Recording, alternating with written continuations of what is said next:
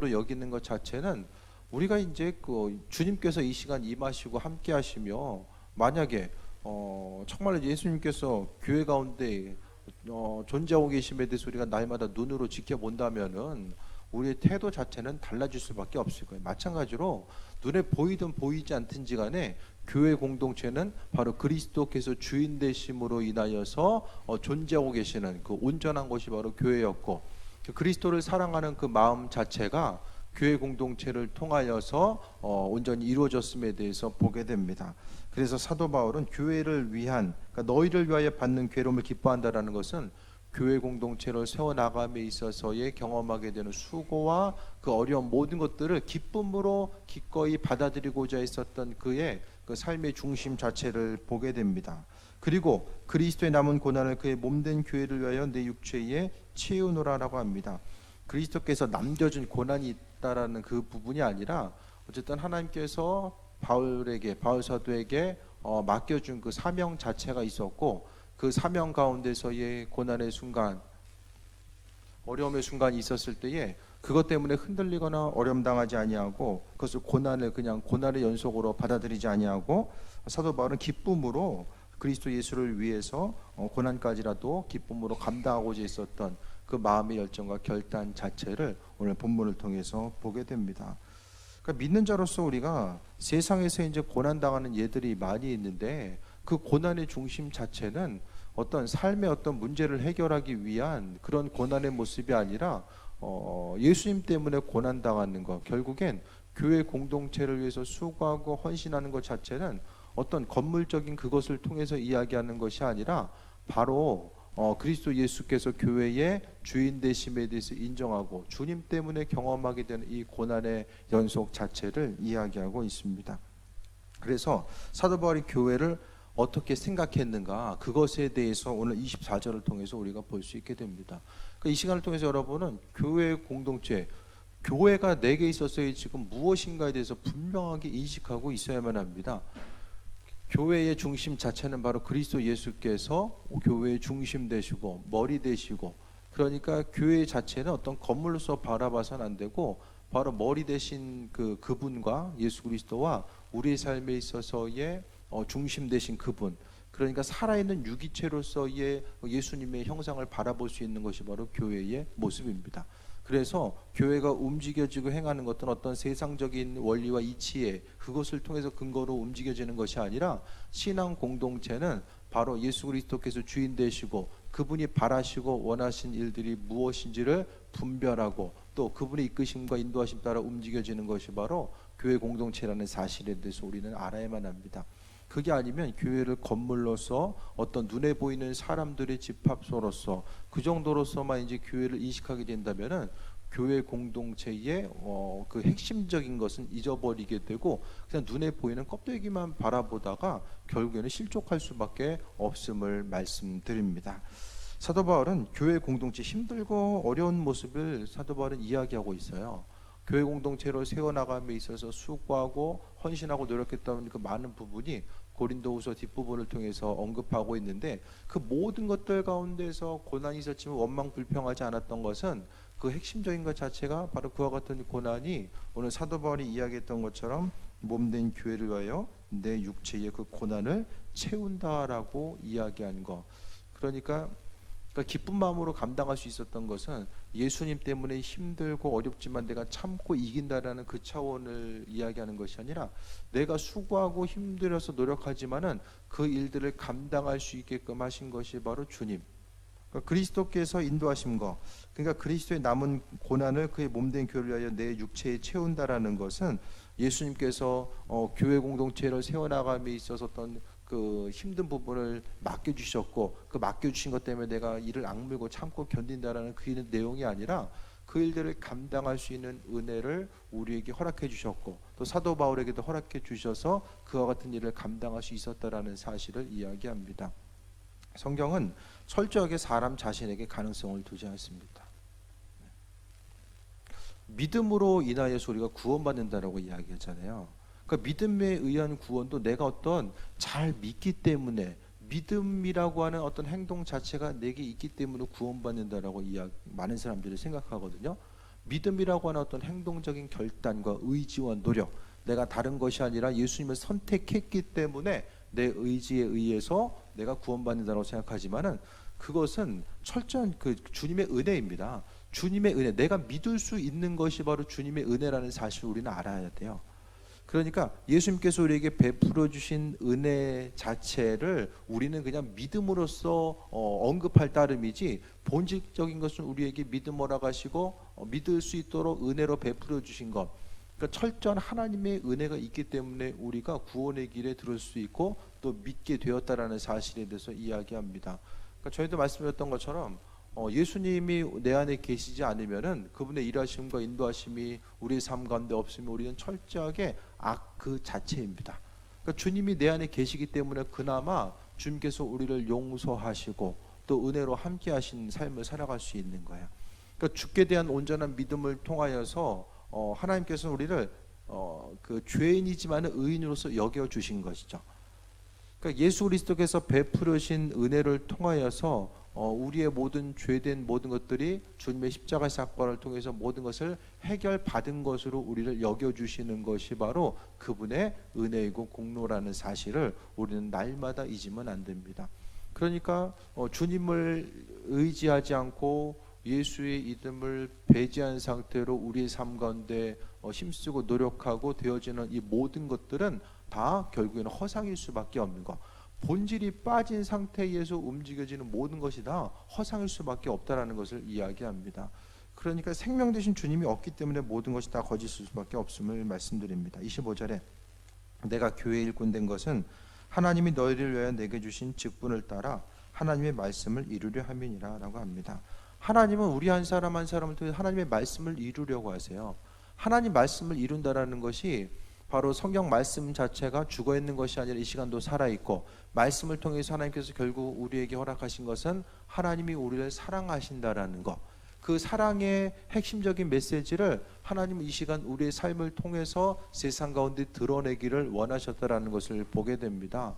그렇기 때문에 우리가 하루하루 살아감에 있어서 눈에 보이는 어떤 것 때문에 실족하거나 넘어지지 않고 살아갈 수 있는 것은 바로 하나님께서 우리에게 직분을 맡겨주시고 인도하신다라는 것, 내 삶의 중심 가운데 그분께서 은혜로 함께 하신다라는 사실을 말씀하고 있습니다. 그래서 교회 일꾼 된 것은 하나님께서 허락하신, 그러니까 하나님의 말씀을 이루시기 위해서 사도 바울을 일꾼으로 부르셨던 것처럼 우리의 삶의 여정 역시도 마찬가지입니다.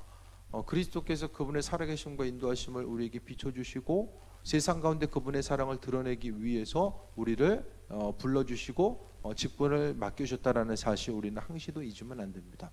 그러니까 삶에 있어서의 삶의 목적과 이유 자체를 다시 한번 생각해 볼 수 있게 되길 바랍니다. 여러분에 있어서의 삶에 있어서의 목적은 무엇입니까? 어떤 삶의 목적을 가져야지만이 인생에서의 평생의 삶이 정말 만족할 만한 삶, 내가 수고하고 노력했던 모든 것들이 기쁨으로 내게 다가왔다라고 이야기할 수 있을까요? 결국 오늘 25절을 통해 볼 수 있는 것은 사도 바울은 하나님께서 자신을 부르시고 함께 하셨던 그 창조의 목적 자체가 무엇인지를 깊이 깨달아 알았습니다. 그래서 일꾼 된 것이 하나님이 너를 위하여 내게 직분을 주신 것, 골로새 교인들을 통하여서 또 다른 그 이방의 교회들을 세워나가기 위해서 하나님은 바울 사도에게 직분을 맡겨주시고 그 직분이 하나님 말씀을 이루려는 것. 그러니까 여러분도 마찬가지예요. 주어진 직분 자체에 대해서 정말 내게 직분 하나 왜 주셨을까? 그것을 좀 생각해 봐야 됩니다.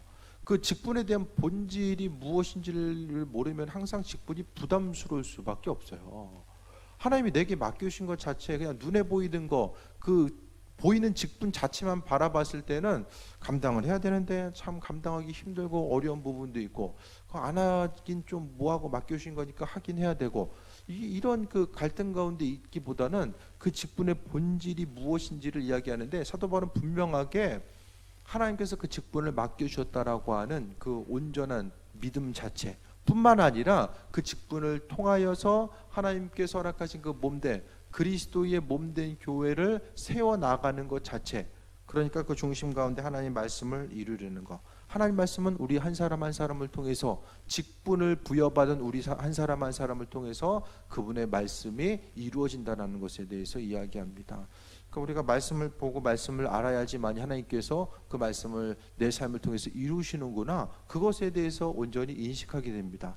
그리고 삶의 순간순간마다 다양한 삶의 모습이 있을 때 그 순간 내가 어떠한 삶을 어떻게 행동해야 되는지에 대해서 먼저 알기 위해서는 그 하나님께서 내게 하나님의 말씀을 이루시기 위해서 일하시는구나. 그러니까 하나님 말씀을 이룬다라는 것은 나를 통해서 주변 사람들이 그리스도 예수를 아는 것도 이야기하지만은 또 한 가지는 하나님께서 내게 허락하신 은혜와 축복, 믿는 이들에게 허락하신 은혜와 축복을 성경이 약속하신 그대로 이루신다라고 하는 또한 그 신뢰함을 이야기합니다.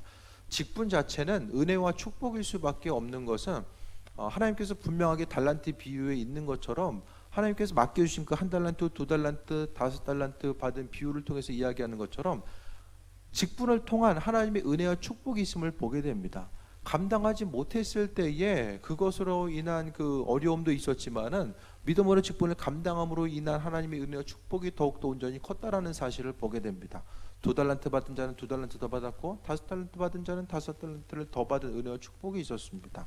그러니까 우리가 하나님께서 나를 축복하시고 함께하시고 인도하실 것에 대한 소망함과 기대함이 있는데 그 축복 자체는 하나님께서 맡겨주신 이 소중한 직분은 직분 자체가 하나님의 이끄심과 인도하심을 경험할 수 있는 아주 중요한 매개체가 된다라는 것을 이야기합니다.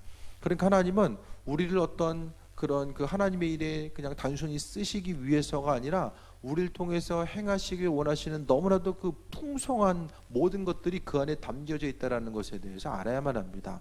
그러니까 신앙생활하는 것도 너무나 이렇게 기계적으로 움직이고 반복적으로 습관적으로 하기보다는 그 순간순간 그 일들을 행함에 있어서 하나님께서 우리 한 사람 한 사람에게 그 말씀을 이루시기 위해서 내게 은혜로 함께 하셨구나, 맡겨주셨구나, 그것에 대해서 우리는 기억해야만 합니다. 그러니까 하나님의 뜻이 무엇인지, 또 교회를 통한 교회가 어떤 곳인지 전혀 모르고 살아가는 수많은 사람들 가운데서 우리를 불러주시고 또 직분을 감당할 수 있도록 맡겨주셨다라는 것에 대해서 생각했을 때에 각각 한 사람 한 사람의 그 여러 가지 이제 그 사정 따라서 하나님은 은사를 주신 대로 각 사람이 하나님 은혜 가운데 온전히 성장하고 하나님의 축복을 소유할 수 있도록 많은 부분 은혜로 지금도 함께 하신다라는 사실에 대해서 기억해야만 합니다. 그러니까 바울 사도도 교회 일꾼 된 것은 하나님께서 내게 준 직분을 따라 말씀을 이루려 한다라고 하는 그 부분이 마음속에 분명하게 서 있었기 때문에 눈에 보이는 여러 가지 그 고난의 모습을 감당하고자 했다고 할지라도 그것 때문에 넘어지거나 실족하지 않고 끝까지 사명 감당할 수 있었던 것을 보게 됩니다.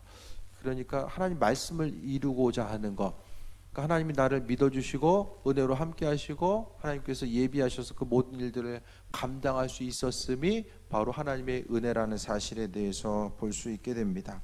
26절에 이 비밀은 만세와 만대로부터 감춰졌던 것인데 이제는 그의 성도들에게 나타났고, 하나님께서 이 비밀이라는 것은 그리스도 예수를 통해서 우리를 축복하시기로 마음먹으신 것, 또 직분을 맡은 자들을 통해서 하나님이 그분의 말씀을 드러내기를 원하셨던 것, 이 모든 부분들을 함축적으로 이야기하고 있습니다. 그런데 이 부분들이 감춰져 있다가 그리스도 예수께서 이 땅에 임하시고 또 성령의 일하심을 통해서 이제는 성도들에게 나타났다라는 거예요. 그러니까 이것이 이제 비밀이라고 성경은 이야기합니다. 그리스도를 알아가는 것, 그분께서 우리의 삶을 통해서 이루시는 모든 것들을 오늘 성경을 통해서 사도 바울은 만세와 만대로부터 감춰졌던 비밀이 드러난 것이다라고 이야기하고 있어요. 성경의 비밀들은 조금씩 더 드러나고 있어요. 100년 전에 있었던 사람들보다 지금 우리들이 성경적인 지식적인 것뿐만 아니라 영적인 의미성 가운데서 더 깊이 들여다볼 수 있는 그 은혜를 우리가 경험하고 있다는 것을 우리는 알아야만 합니다. 말세 요에스를 통해서도 우리에게 말세 하나님께서 은혜로서 부어주신다라고, 성령 부어주신다라고 말씀하고 있는 것처럼 이 시대를 살아가는 우리들에게 있어서 시대의 흐름과 변화들 또 움직임을 통해서 우리는 하나님의 일하심과 예비하심과 그분의 뜻 자체가 무엇인지를 점점 더 발견하면서 나아갈 수 있음을 우리는 보게 됩니다. 그러니까 하나님은 지금도 그분의 일들을 또 행하고 계시고 앞으로도 행할 것이며 또 그분의 뜻과 인도하심이 무엇인지를 우리에게 계속해서 비치시고 함께 하실 것에 대한 기대함과 소망함이 분명히 있어야 되는데, 우리가 알고 있는 것이 바로 비밀이라는 거. 왜냐하면 하나님께서 비밀의 특징은 이해할 수 있는 사람과 이해할 수 없는 사람이 있다는 거예요. 하나님 말씀에 대해서 그 본질적인 것이 무엇인지를 아는 사람이 있고 모르는 사람이 있거든요. 그러니까 지금도 하나님 말씀에 대해서 접하고 대할 때에 이것을 이제 유대인들처럼 계속해서 어떤 내가 감당해야 되고 내가 움직여야 되는 어떤 그 율법의 체계 가운데 하나로서 내가 죽을 때까지 끊임없이 감당해야 될 어떤 것으로 여긴다면은 신앙생활하는 것이 정말로 고달플 수밖에 없고, 그러니까 내 한 몸 말씀을 지켜 나가기도 힘드니까 주변 사람들에게 관심을 기울이시는 여지 자체도 없다라는 거예요. 하지만은 모든 것을 다 은혜를 통해서 바라보게 되면 예수님께서 내 삶을 통해서 이루시고 함께 하실 것에 대한 그 기대함과 소망함이 우리로 하여금 세임없고 나가게 하는 그 중심을 바라보게 합니다. 27절 봅니다. 하나님이 그들로 하여금 이 비밀의 영광이 이방인 가운데 얼마나 풍성한지를 알게 하려 하심이라. 이 비밀은 너희 안에 계신 예수 그리스도시니 그 영광의 소망이니라라고 합니다. 하나님께서 비밀의 영광이 이방인 가운데 얼마나 풍성한지 알게 하려 하심이라. 이것은 하나님께서 이제 다른 사람들, 이방인들을 통해서 더 많은 사람들을 선택하시고 또 그들로 하여금 비밀이 무엇인지를 이제 조금 더 비춰 주신다는 것. 사도 바울이 행했던 것은 하나님께서 한 사람 한 사람 믿지 않는 이들을, 이방인들을 구원하기로 마음 먹으신 것. 그러니까 복음이 유대인들에게만 머무는 것이 아니라 세계적으로 움직여지면서 하나님께서 은혜 가운데 더 이제 그 전파돼 나가는 이 과정들 자체를 이야기하게 되는데, 이방인 가운데 얼마나 풍성한지를 알게 하려 하심이냐라고 하는 것은 하나님께서 허락하신 은혜와 영광이 이방인들 가운데도 있어서 그들로 하여금 구원하시기로 마음 먹으셨다라는 것을 이제는 이 비밀들이 조금씩 더 이제 드러나는 이런 과정들에 대해서 이야기합니다. 근데 이 비밀이 뭐냐? 27절에 나와 있는 것처럼 너희 안에 계신 그리스도시니 영광의 소망이니라고 합니다. 하나님이 만세 전부터 감춰놓았던 이 비밀이 바로 그리스도시니, 그리스도께서 영광의 소망된다라는 것. 영광의 소망이 바로 그리스도라는 것이 바로 감췄던 비밀이라는 거예요.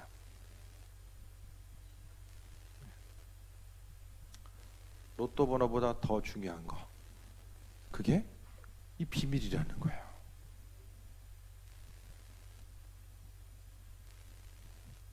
가장 어떤 중요한 소식보다 훨씬 더 아주 중요한, 가장 가치 있는 것이 바로 예수 그리스도.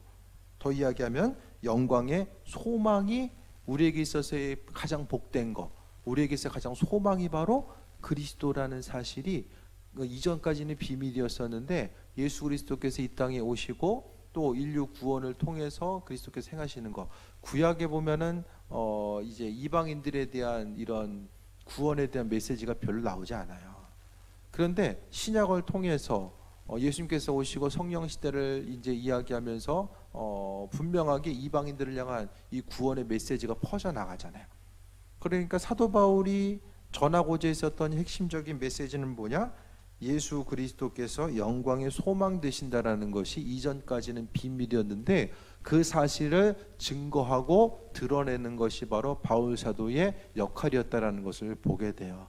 그러니까 여러분에게 있어서의 가장 핵심적인 것, 인생에 다양하고 복잡한 문제가 있지만 우리가 단 한 가지로 귀결될 수 있는 것은 그리스도께서 영광의 소망 되신다라고 하는 것. 그러니까 할 수 있는 건 열심을 다해 하시고 하지 못하는 것 때문에 고민하고 갈등할 것이 아니라 그 부분에 있어서는 그리스도께서 내 소망 되시고 내 영광 되신다라는 그 사실에 대해 소리는 믿음으로 바라보고 인식하며 나아가는 것.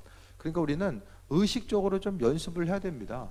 믿음으로 반응하고 믿는 것에 대한 믿음도 좀 연습이 필요한 것 같아요. 순간순간적인 상황에 따라서 그리스도께서 내 인생에 개입하셔서 지금 나와 함께 하시고 일하신다라는 그 부분에 대해서 깊이 인식하고 또 그분께 소망함을 두는 연습 자체가 있는 거예요. 그 연습이 다른 게 아니라 계속해서 믿음으로 주님을 바라보는 것이 바로 이 믿는 그 연습이 되지 않을까라는 생각을 해보게 됩니다. 우리에게 있어서 유일한 소망 되시는 분이 바로 그리스도라는 사실에 대해서 생각해 보는 것입니다. 그러니까 지금까지 예수님 믿는 것으로 인해서 삶이 이렇게 잘 되는 사람들이 많지 않다라고 말씀드렸잖아요. 우리가 맨날 간증만 들어도 힘들었는데 예수님 때문에 잘 됐다라는 간증만 맨날 들었잖아요. 그렇죠? 사람들이 더 관심을 그쪽에만 기울이니까 잘 됐는데 믿어가지고 안 된 사람도 되게 많거든요. 못 보셨어요? 주변에? 잘 됐는데 믿고 나서부터 좀 뭔가 좀 내리막길로 가는 사람들? 지금 이제 잘 드러나지 않잖아요. 잘 믿다가 좀 안 되면은 뭔가 좀 내가 지금 잘못 믿었구나. 잘못 믿은 것으로 이야기하거든요. 근데 교회 역사상 봤을 때 예수님 믿어가지고 내리막길을 세상적인 영광의 기준으로 해서는 내리막길을 걸었던 사람들이 훨씬 더 많이 있어요. 맨날 11조 내가지고 부자 된 록펠러 이제 그런 얘기만 보다 보면은 하나님은 우리에게 있어서 그게 영광이 아니라는 거예요. 우리 그걸 잊어버리면 안 돼요. 하나님 있어야 될 거 필요한 것들은 하나님 필요에 따라서 주세요. 우리의 영광은 있고 없음이 그게 영광이 아니라 그리스도 예수가 바로 영광이라고, 오늘 영광의 소망이라고 사도 바울이 계속 이야기하잖아요. 그러니까 교회의 수많은 그 역사들을 통해서 2000년의 역사들을 통해서 봤을 때에 교회 박해는 그러니까 AD 70년 네로 황제로부터 계속해서 이제 박해가 있었어요. 예수님 이후죠. 그 다음에 이제 313년 공인하기 312년까지 박해가 있었고, 또 그 박해 가운데서 또 있다 보면 중간에 또 이제 로마 가톨릭에 의한 박해, 또 신교와 구교의 종교 전쟁, 계속해서 어려움들이 계속 있었거든요. 지금도 마찬가지예요. 지금도 이제 아랍권이나 아프리카, 특히 이제 북아프리카 쪽 보면은 믿는 것으로 인한 고난 당하는 거. 그러니까 역사를 통해서 우리가 계속 볼 수 있는 것은 믿는 것으로 인해서 예수님 믿는 것 때문에 고난 당하는 수많은 이들이 있었다는 거예요. 그러니까 지금까지 교회 역사 속에서의 그 위대한 인물들을 통해 보게 되면은 예수님을 힘들었는데 예수님 믿었는데 더 잘 믿게 되었다, 더 잘 됐다. 그것에 대해서 인물들이 별로 없어요. 대부분의 사람들은 힘들고 어렵지만 그리스도 예수 때문에 그 고난의 순간을 잘 버티고 끝까지 인내한 사람들이 얘들이 대부분의 내용이거든요. 욥의 이제 욥기 다음 주에 한번 말씀드릴 텐데, 욥의 예를 통해 보게 되면은 하나님께서 주셨는데 더 풍성한 것으로 주셔가지고 마무리가 됐다. 이것을 우리가 이제 2배 축복 주시잖아요. 그런데 핵심은 2배로 축복받았다는 그게 핵심이 아니에요. 욥기를 통해서 볼 수 있는 것이 힘들었는데 버티니까 끝까지 감사했더니 욥이 감사한 건 1장, 2장까지만 감사 나와요. 3장부터는 그가 자신이 태어난 것을 원망하고 하나님 어떤 나한테 이룰 수 있습니까? 계속해서 친구들하고 논쟁하고 시달리고 계속 그런 내용들이 나오거든요. 그게 핵심적인 것이 아니라 눈에 보이는 2배의 축복은 욥이 가지고 있는 영적인 축복을 이야기하기 위해서 2배의 축복을 눈에 보이는 것을 지금 언급하고 있는 거예요. 왜냐하면은 전에도 얘기했던 것처럼 구약에서 보면 영적인 축복과 육적인 축복이 이분법적으로 나눠지지 않아요. 천국에 대한 소망함 자체 구약엔 잘 나오지 않는다니까요. 그러니까 눈에 보이는 축복을 통하여서 욥이 10년 가운데 하나님을 더 깊이 바라보는 것, 하나님을 더 깊이 인식하고 하나님이 누구인지에 대해서 바라보는 그 핵심적인 것. 다 얘기하면 다음 주 할 얘기가 없기 때문에 여기까지 얘기할게요. 어쨌든 되다가 안 돼도 부끄러워하지 마세요. 안 되면 안 되는 대로 하나님께서 행하실 일이 있는 것이고, 그러니까 믿는 우리들에게 있어서의 고난 자체는 한 가지예요. 내 안에 있어서의 그리스도가 아닌 것들을 버리게 하는 그 작업이 바로 우리에 있어서의 고난의 유일한 이유입니다. 범죄 가지고 벌 받는 경우도 있긴 해요. 근데 그것보다 대부분 하나님이 우리를 통해서 그런 주님 아닌 것들을 드러내게 하는 그 작업, 그것이 바로 믿는 우리들에게서 고난이고, 욥의 예가 가장 그 온전한 예가 될 수 있습니다. 그래서 오늘 본문 27절을 통해 다시 한번 보면 이 비밀은 너희 안에 계신 그리스도시니 영광 소망이다라고 합니다. 어디 있다고 해서 예수 그리스도께서 너희 안에 있다. 사도 바울은 예수님께서 바깥 어디 있다가 갑자기 우리 안에 임재하시는 것이 아니라 우리 심령 깊은 곳에 이미 거하고 있다라는 그 사실에 대해서 인식하고 있고 나아갑니다. 그렇기 때문에 삶에 있어서의 고난과 어려움에 있어서의 해결책을 외부로부터 찾으려고 했던 것이 아니라 그 안에 소망으로 계신 그리스도 예수를 통해서 이겨나갈 것에 대한 그 모든 것들을 이야기하는 거예요. 그래서 지난 수요일 날에 이야기했던 것처럼 그리스도께서 내 안에 계시기 때문에 어떤 마음의 넉넉함, 사람이 살면서 참 쪼잔해지기 쉽잖아요. 우리가 알면서도 잘 안 될 때가 많이 있는데 정말 내 안에 주님 계시기 때문에 내 안에 예수님께서 계시다라는 것은 세상에 있는 그 풍성한 모든 것을 다 가지고 있는 것을 이야기하거든요. 그러니까 내가 지금 어떤 존재인지를 모르니까 마음에 넉넉함이 없는 거예요. 그러니까 맨날 그 있고 없는 것만 생각하다 보니까 어떻게 돼요? 되는 게 없는 거예요. 눈에 보이는 것만 가지고 판단하면서 살아가는 거.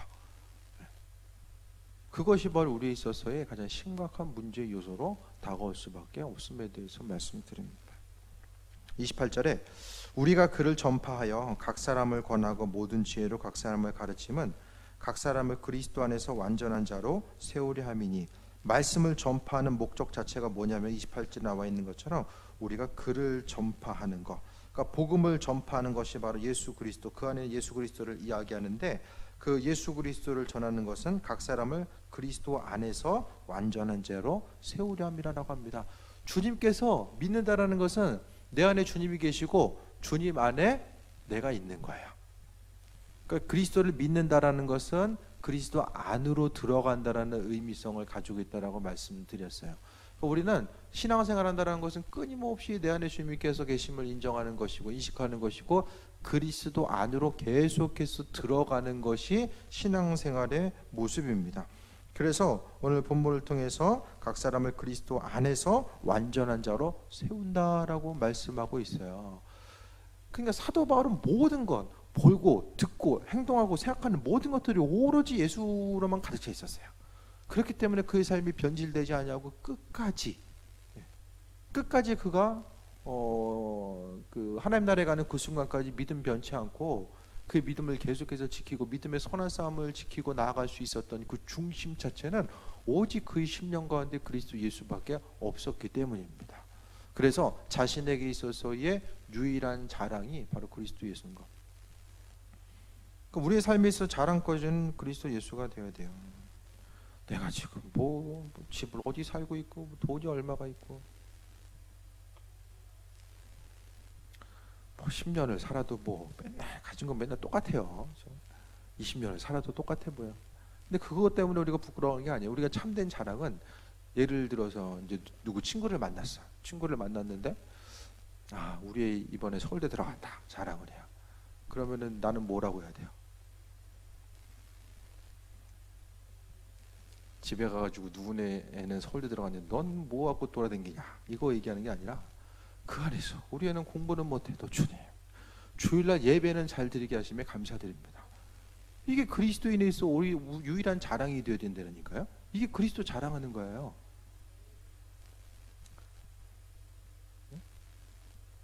물론 세월대 가서 예배도 잘 드리면 좋겠지만은 진심으로 우리가 생각해 봐야 될 것은 그게 그리스도인의 자랑이라는 거예요. 뭐가 더 자랑스러우세요? 어디 가서 얘기했을 때에 인간적으로 보기엔 좋은 대학 들어간 걸 자랑하고 싶지만은 주님 보시기에 오늘 사도 바울이 이야기하는 그 자랑거리가 뭐냐, 그것을 우리는 생각해 봐야 돼요. 사도 바울이 학벌 자랑하고 돈 있는 거 자랑하고 그거 자랑하지 않았잖아요. 그리스도 예수를 자랑했다는 거야.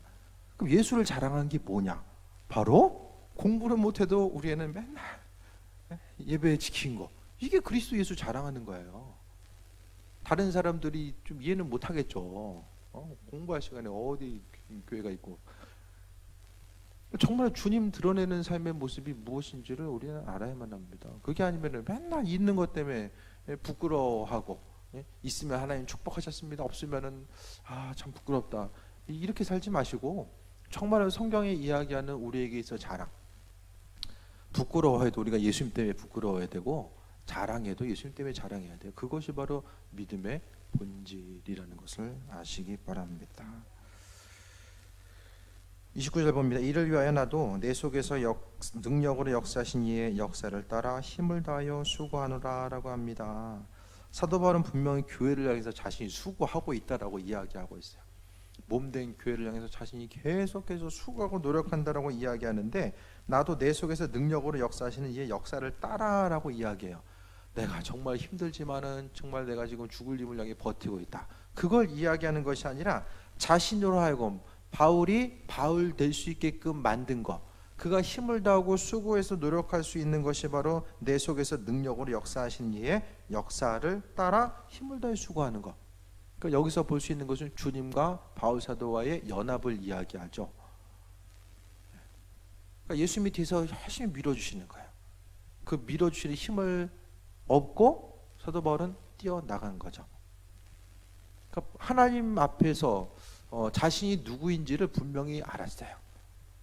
그러니까 주님께서 자신의 뒤에서 함께 하시고, 때로는 먼저 가셔서 모든 일들을 정리하시고 함께 하시는 분이 바로 그리스도 예수라는 사실에 대해서 그는 분명히 깨달아 알았습니다. 그래서 내 안에서 그리스도 예수께서 능력으로 역사하고 계신다, 그 부분에 대해서 날마다 그는 깊이 묵상함이 있었던 것으로 보여지게 됩니다. 그래서 그 역사를 따라서 힘을 다해 수고한다라고 합니다. 그래서 24절과 29절을 보면은 그리스도를 위해서 남은 고난을 그의 몸된 교회를 위하여 내 육체를 채운다라는 것과 내 속에서 능력으로 역사하신 이 역사를 따라 수고한다라는 것, 이것이 이제 하나의 시작과 마지막이 어떠했는지를 보게 돼요. 그러니까 바울 사도가 그와 같은 일을 감당할 수 있는 것이 바로 그 안에서 예수님을 주인으로 받아들인 그 순간부터 예수님은 바울 사도 안에서 사명을 감당할 수 있도록 은혜로 맡기시고 인도하시고 함께 하셨다는 것을 이야기합니다.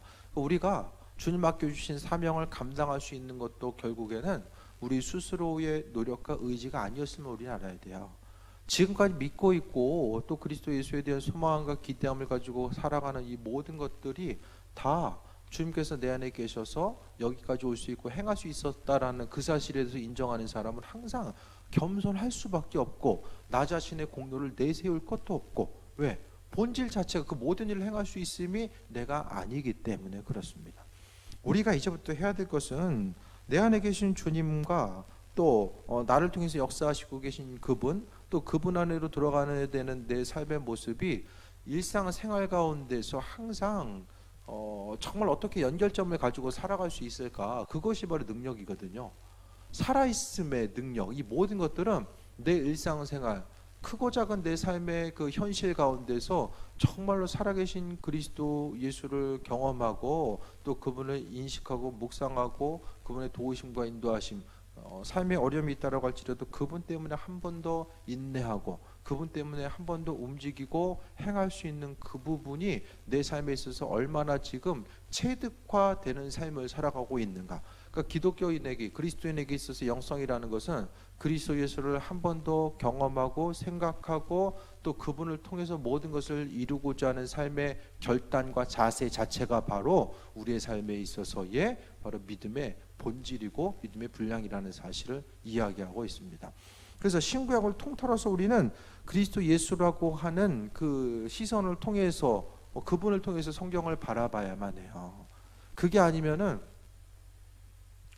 성경은 읽을 수가 없어요. 하나님은 절대로 그리스도 예수를 빼고 나서 성경의 내용을 이해할 수 있도록 만들지 않았다라는 거야. 그러니까 예수님의 모든 것, 창세기부터 계시록까지의 모든 주제는 예수님이에요. 모든 주제는 다 예수님이에요. 그 예수님 빼고 나서 성경이 우리에게는 아무 의미가 없어요. 홍해 앞에 있을 때에, 예를 들어서 홍해 앞에 어려움을 경험했던 그들이 하나님 잘 믿어가지고 하나님 말씀대로 순종해가지고 그냥 잘 건너뛰더라. 그러니까 우리도 열심히 하나님 말씀 잘 듣고 순종해야 된다. 그것으로 성경을 더 이상 이해해서는 안 됩니다. 그 순간순간마다 홍해 앞에서 임하셨던 그리스도 예수, 그러니까 홍해 사건을 통해서 그 구원의 그 과정 가운데서 홍해는 뭐예요? 다른 것이 아니라 그 세례의 모습이라고 말씀드렸잖아요. 세례를 통해서 그리스도 예수를 경험하는 것. 그 구원을 통해서 바로 홍해가 갈라지는 사건 자체가 바로 예수 그리스도께서 구원되시고 인도되신다는 사실을 경험하는 것.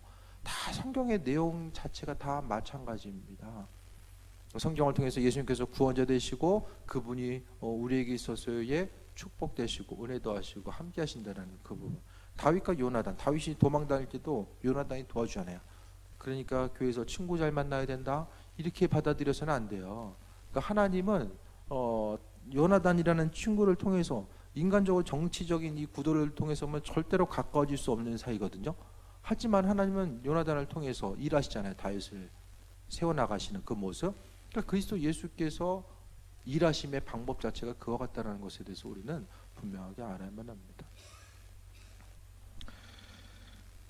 내일 또 하나님께서 하루를 또 허락하시고 이번 한 주간도 하나님 주실 텐데 항상 우리는 말씀을 통해서 경험했었던 그리스도 예수, 기도할 때마다 경험했었던 그리스도 예수, 그분을 통해서 우리가 세상을 훨씬 더 기쁨과 소망함을 가지고 살아가야 됩니다. 우리의 그 순간순간 절망의 모습뿐만 아니라 환경 가운데 만나게 되는 그 여러 가지 어려움을 이겨 나갈 수 있는 그 넉넉함이 예수님 안에 있어요.